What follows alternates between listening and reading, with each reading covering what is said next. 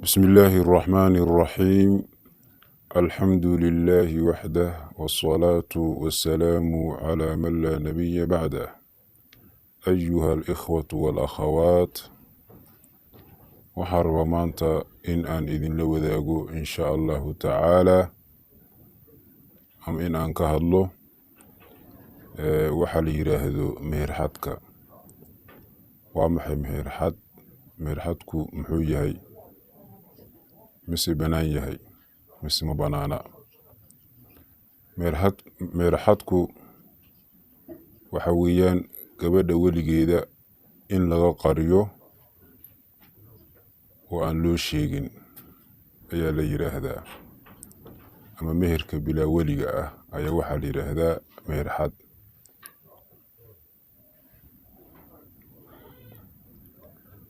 In lees meherxado maxaa sababay, maxaa keenay? waxaa sababay meherxadku mathalan qofka haddii uusan lacag haysan, dee waxa weeye waalidka gabadha dhalay lacag buu rabaa, lacag buu doonayaa, soo ma?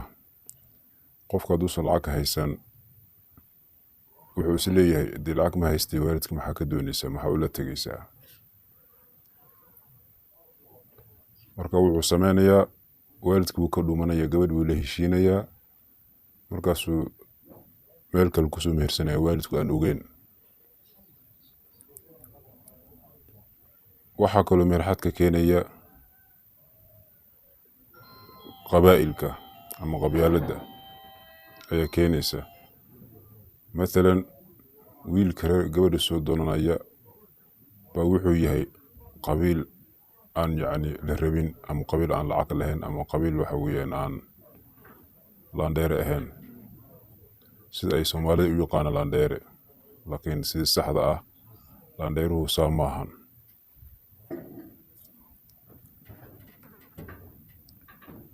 laandheere waxa weeye waxaa la yiraahdaa qofku Ilaahay subxaanahu wa tacaala agtiisa uu alla ka cabsi badan ayaa waxaa la yiraahdaa laandheere. meherxadku miyuu banaan yahay? diinta islaamkan maxay ka qabtaa? shareecada islaamka meherxadku ma banaana. meherxadka xalaal uma aha ninka inuu guursado ama mehersado haweeney aan idmin ama aan fasixin weligeeda.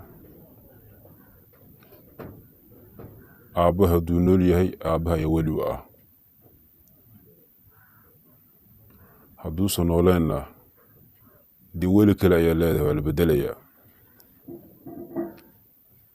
awowgii baa jooga, ama waxaa jooga maxaan ku yidhaahdaa gabadha walaalkeed oo isku hooyo isku aabi yihiin, kuwa ayaa bixinaya. balse waa haddii aabbaha la waayo. haddii intaas u dhan la waayo, yaa bixinaya?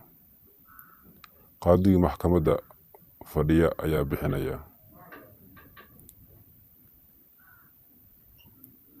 sheekh kasta iskama meherinayo.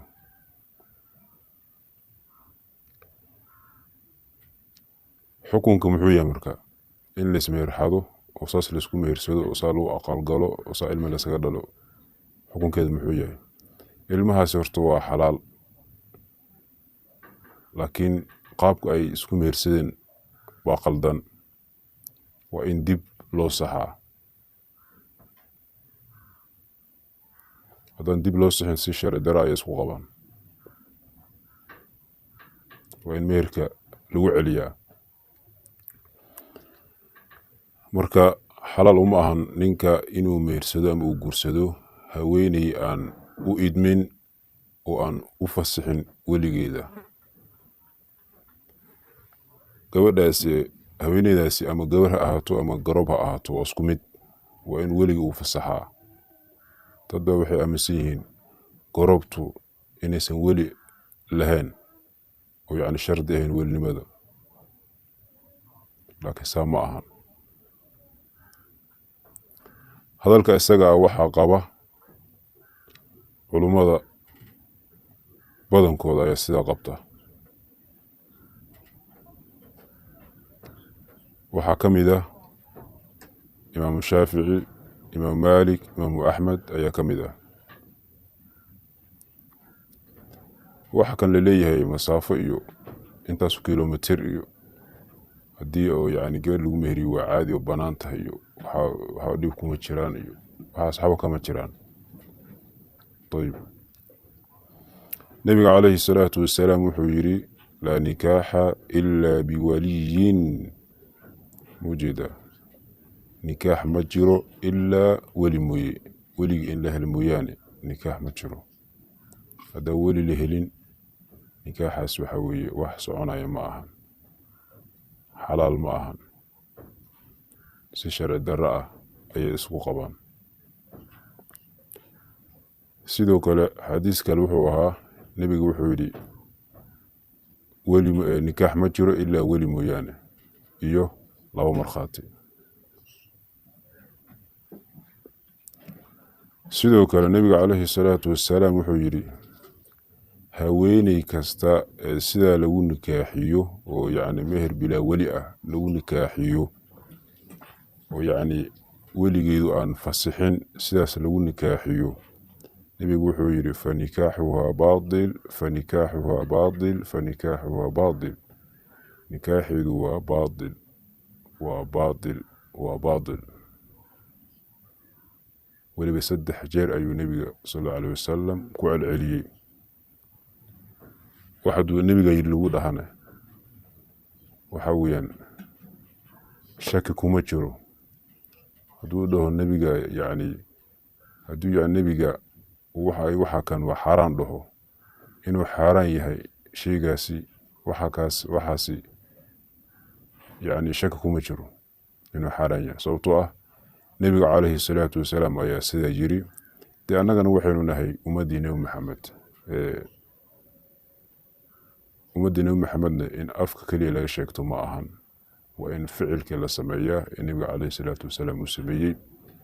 nebiga calayhi salaatu wasalaam waxyaabihii uu sameyn jiray ama ficilku uu sameyn jiray oo dhan in la sameeyo, walow iyadoo aan ognahay in aanu sameyn karin.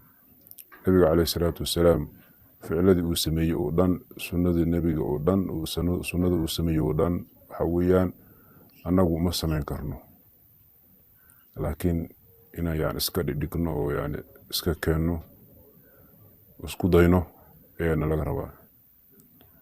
marka intaas ayaan kusoo gabagabeynayaa. marka arrinta iyada ah halaga digtoonaado.